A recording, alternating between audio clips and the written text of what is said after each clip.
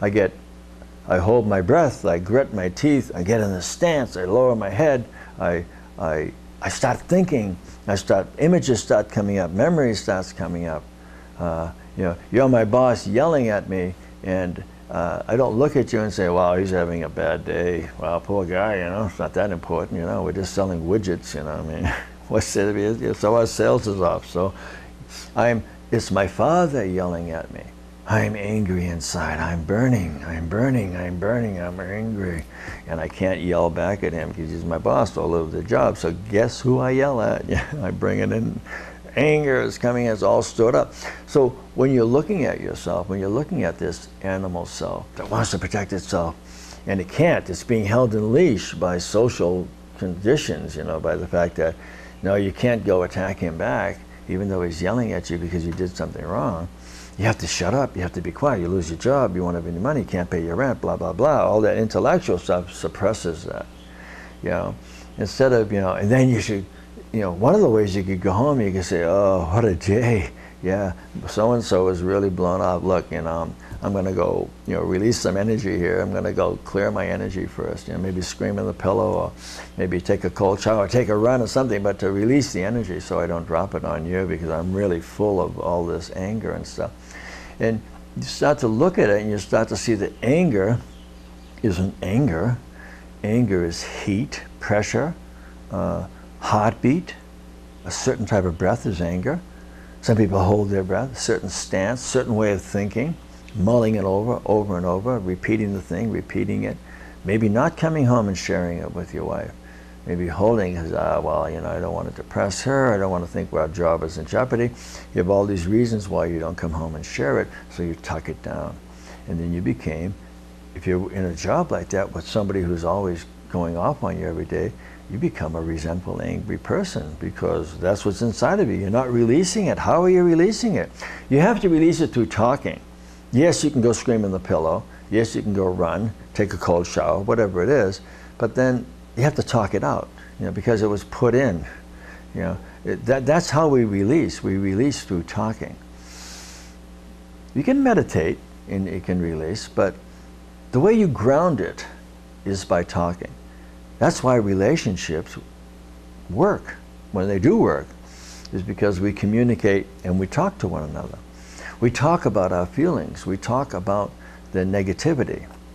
We train the animal self in us. We train that part of us that to let go, to not be in control, to not be in power. But it's not going to make agreements with us because, first of all, it doesn't exist. There's only, well, it's kind of only you.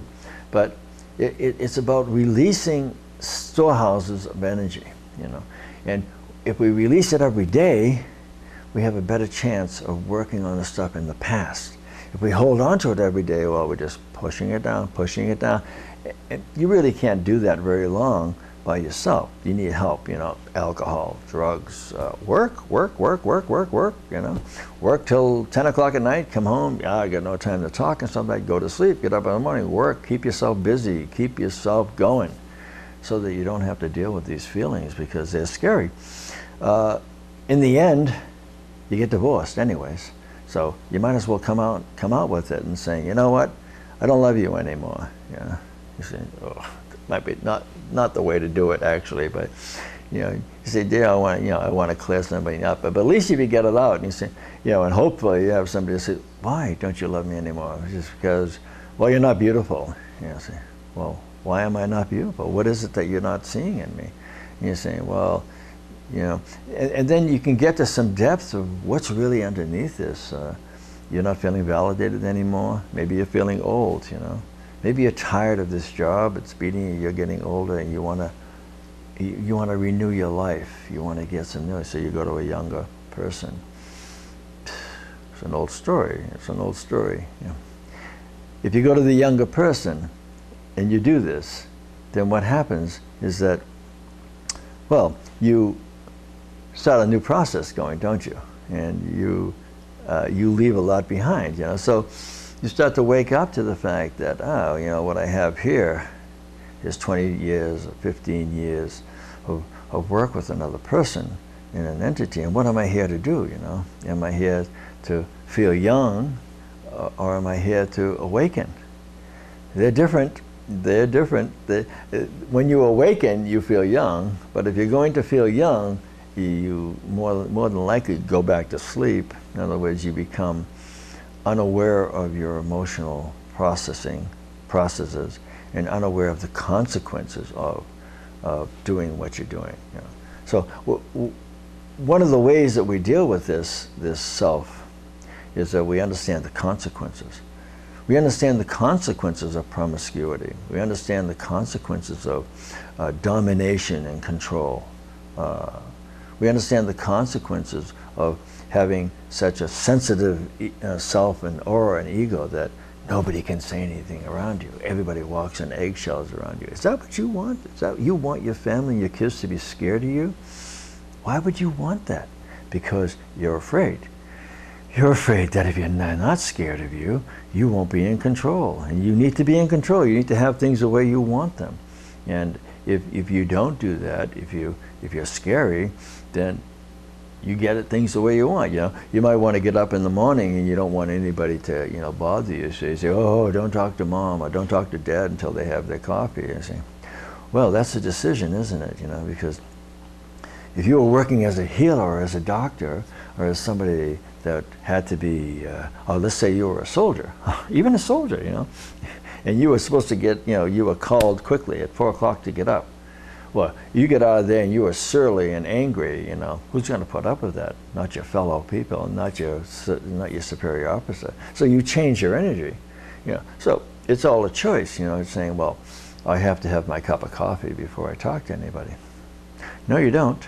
That's a decision you made, and you've got that aura now around you that coffee makes the difference, or that you know, you have to have a drink when you get home so you can calm down.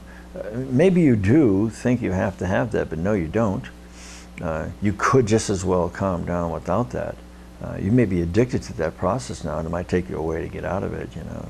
But all of these are decisions, which is the only thing that we're talking about here, is that you make a decision to identify with your animal self, with your sense of survival, fear. You make a decision to identify with your sexual self, instead of seeing the quest, you know, the lust or the material pleasures and running after, you know, seeing that nothing, what really excites you, what really moves you is pleasure.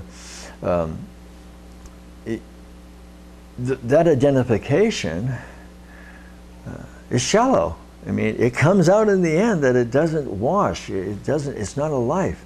The pleasure goes away sooner or later, and you have to deal with the pain that you're running away from. You're not really seeking pleasure, you're running away from pain. You know?